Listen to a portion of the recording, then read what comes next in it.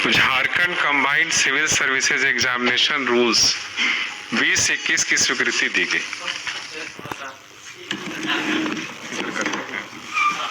झारखंड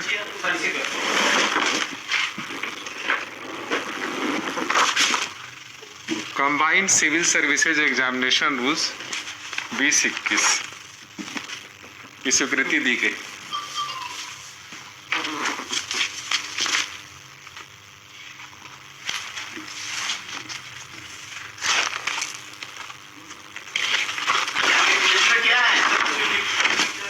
ये जो civil services JPSC conduct करता है तो उसके लिए नियमावली है। 7वीं इसके बाद जो भी जेपीएससी कंडक्ट करेगा सिविल सर्विसेज वो सब पे लागू होगा। और इसमें यह है कि जो पहले से जो नियम चल रहा था, इससे पहले जो नियम था वो 1951 का नियम था, 1951 का रूल्स था, जिसके तहत जेपीएससी एग्जामिनेशन कराता था।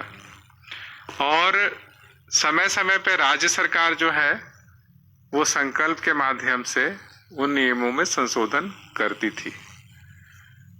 आपने देखा होगा कि पिछले कई वर्षों में कई डिस्प्यूट्स हुए जो जेपीएससी के साथ हुए, माननीय न्यायालय में भी डिस्प्यूट गया। और वो सभी डिस्प्यूट्स को देखते हुए राज्य सरकार ने एक त्रिस्तरीय कमेटी बनाई थी विकास आयुक्त की अध्यक्षता में, और उस कमेटी के रिकमेंडेशन पे ये जो नियमावली है वो तैयार किया गया। इस नियमावली के तहत ये है कि जो 15 की एक ही एजुकेशनल क्वालिफिकेशन और एक ही एज के माध्यम से वो सब परीक्षाएं आयोजित की जा सके। प्रिलिमिनरी एग्जामिनेशन के बारे में डिस्प्यूट था कि 6ठी जेपीएससी में काफ़ी डिस्प्यूट हुआ था, तो उसमें ये प्रावधान इसमें किया गया है कि प्रिलिमिनरी एग्जामिनेशन में सामान्यतः 15 गुना कैंडिडेट्स का सिलेक्शन किया जाएगा। और ये अनरिजर्व कैटेगरी के लिए एक कट ऑफ डिसाइड किया जाएगा, और यदि उस कट ऑफ मार्क्स तक जो रिजर्व कैटेगरी के कैंडिडेट्स हैं उनकी संख्या 15 गुना नहीं पहुंचती है तो उनके लिए वो कट ऑफ मार्क्स को कम किया जा सकेगा। और ये एससी, एसटी और ओबीसी के केसेस में 8% तक कम किया जा सकेगा। मान लीजिए कि अनरिजर्व कैटेगरी का कट ऑफ 92 मार्क्स गया है, 200 में 92 गया है, तो वो 92 से 8% हम लोग कम जा सकते हैं, यानी कि 16 नंबर आप कम जा सकते हैं एससी, एसटी और ओबीसी के केसेस में। लेकिन सब में ये 8% नहीं जाना है, ये वहीं तक जाना है जहां तक कि आपका 15 गुना कैंडिडेट हो जाता है। तो हो सकता है कि ओबीसी के केस में आपको 2% आप नीचे गए तो आपका 15 गुना हो गया।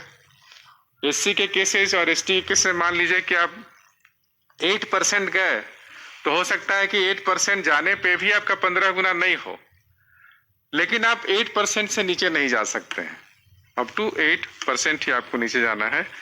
लेकिन इसमें भी सब्जेक्ट टू कंडीशन है कि जो मिनिमम मार्क्स है वो हर एक कैटेगरी का निर्धारित पहले से ही है जेपीएससी की परीक्षाओं के लिए, उससे कम नहीं जाना है, उस मिनिमम मार्क्स से आपको नीचे नहीं जाना है। दूसरा ये डिस्प्यूट चला था कि जो अभी सर्विस एलोकेशंस जो है वो सर्विस एलोकेशन का अभी भी माननीय न्यायालयों में केस चल रहा है।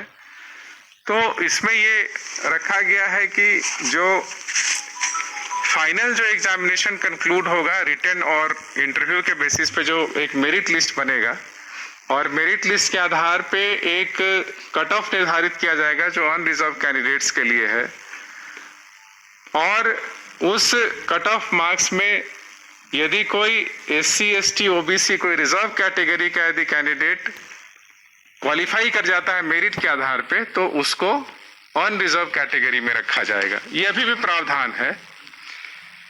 लेकिन यदि मान लीजिए कि अनरिजर्व कैटेगरी में कोई कैंडिडेट आता है और उसको अपने चॉइस के सर्विस नहीं मिलता है, अनरिजर्व कैटेगरी में। लेकिन यदि रिजर्व कैटेगरी का यदि वो अवेल करता है बेनिफिट और तब उसको चॉइस का सर्विस मिलता है तो वो अनरिजर्व कैटेगरी से रिजर्व कैटेगरी में माइग्रेट कर जाएगा। इससे माइग्रेशन है जो कि उसमें माइग्रेट कर जाएगा ताकि उसको सर्विस ऑफ चॉइस जो है वो मिल सकेगा। उसी प्रकार से फिर मेंस के बेसिस पे जो इंटरव्यू में कैंडिडेट्स बुलाए जाएंगे वो 2.5 गुना बुलाया जाएगा।